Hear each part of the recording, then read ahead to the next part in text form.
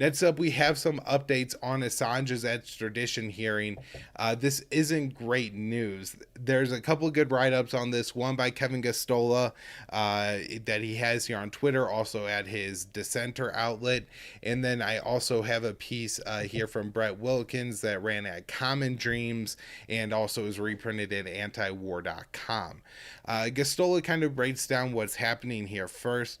And so for anybody who's been following the Assange extradition, knows that the judge in the original hearing, I believe her name was Vanessa Bannister, ended up ruling that Assange could not be extradited to the United States, not because, if it was a violation of free speech laws, which it obviously is, and all of these other kind of constitutional freedom of speech issues, the fact that Julian Assange has heroically published a lot of information that the people not only of the United States but the world has a right to know.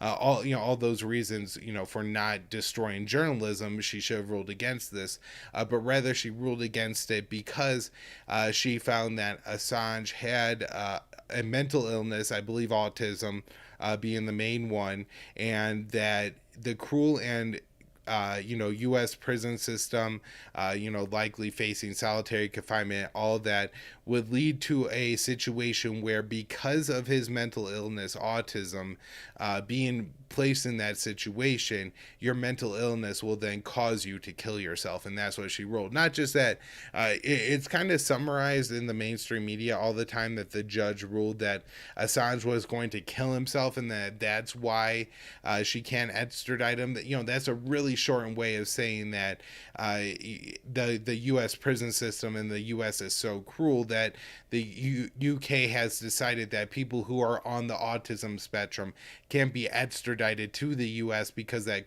cruel prison system makes it likely that they will kill themselves.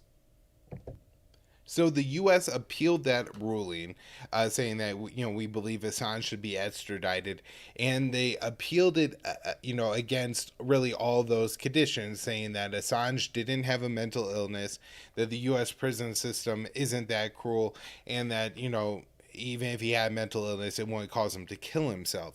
And so initially, the High Court of the UK ruled partly in favor with the U.S. on the narrow grounds that we could discuss if Assange maybe could be extradited because the U.S. prison system isn't as cruel as the original Judge Barrister, believes.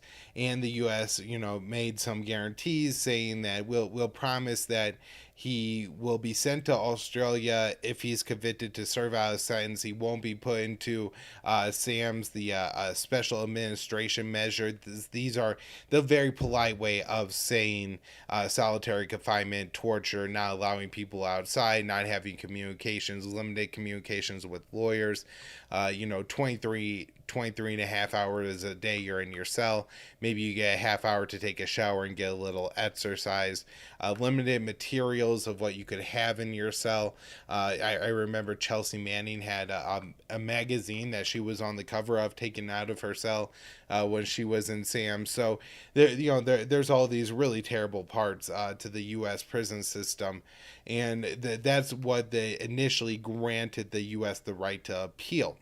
Now, the U.S., I guess, then appealed, through the UK prosecutor, appealed that decision as well, and said that, we really need to observe these other two facts and say that Assange, we don't think he has autism, and we don't think that if he has autism, sending him to the U.S.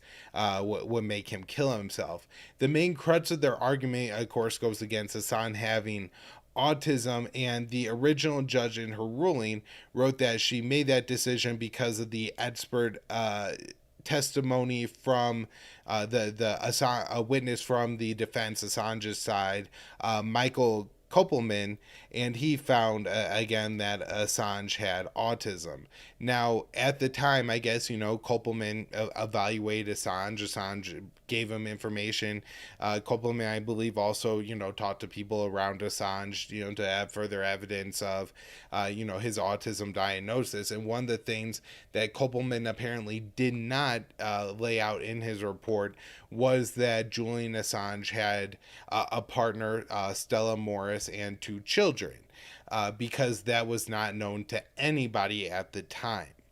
The Crown, the UK government, the US government is arguing that hiding that makes him an partial witness, not an impartial witness, and his testimony should be thrown out in favor of experts from the government that didn't find Assange had a mental illness and wasn't likely to kill himself.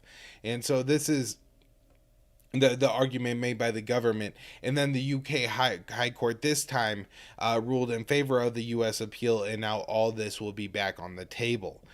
Just quickly to lay out the reason why Kopelman says he didn't put this forward is because of protecting the identity of Stella Morris and the children, who, I guess if you look at it from a sense, this is a medical psychological evaluation. And so any information that isn't relevant to the autism finding, I guess he would feel like he doesn't have to put forward. There's an interesting argument to be made here both ways, especially because it's reasonably known and well reported that Julian Assange was the target of, the CIA. Hillary Clinton, when she was in the State Department, talked about drone striking, assassinating him.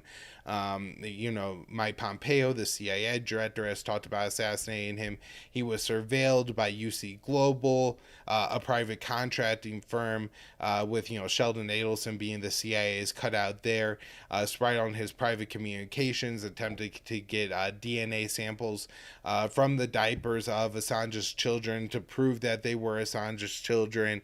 And so I think there was a reason for this Kopelman to feel that there was a particular concern for the safety of Stella Morris and the children, if her identity as Assange's partner and the identity of them being the children of Assange became public. This all seems perfectly reasonable to me. What the Kopelman's argument. However, there could be some nuance, and I could see why people argue the other way. However, when looking at the testimony that Kopelman put forward, as somebody who, my mother's a special education teacher, so I grew up around, children with autism. I participated in some of autism watts and occasionally volunteering at the Special Olympics. And then as an adult, it was a few years ago, I spent time teaching in a school where we had students on the autism spectrum. And so I'm, very familiar with it, and what the testimony he put forward, while I don't feel like I'm an expert on the situation, it definitely, I know adults in the U.S. who have diagnosis of being on the autism spectrum disorder, or having, I think that's what it's called now, autism spectrum disorder. And so, it seems perfectly reasonable to me, with the knowledge I have on this, that Assange would be somebody who, if he was in the U.S., would be on the autism spectrum. Now, I'm not sure how this works in the UK. I know in the U.S. in the past 5 years or so, the DSM-5 has been implemented, where the U.S. went from recognizing Asperger's as its own condition to having just autism spectrum as somebody who formerly would have been diagnosed with autism, and somebody who would have been diagnosed with Asperger's are now all on the autism spectrum. And so I'm not sure how that actually works in the UK, or how the UK court is evaluating it from that standpoint, because I don't know if Julian Assange maybe would have been diagnosed with autism in the U.S. 20 years ago. I do think he would be today. Again, that's just from some of my professional background knowledge. Anyways, the bad news for Assange, and Hopefully, his defense team is able to overcome this appeal. I'm not exactly sure what happens for Assange if the appeal is granted, if the U.S. wins the appeal. If then his defense team would have an ability to appeal the original decision by Judge Bannister that he should be extradited on the legal grounds in the first place, and this isn't a violation of freedom of speech and all of that.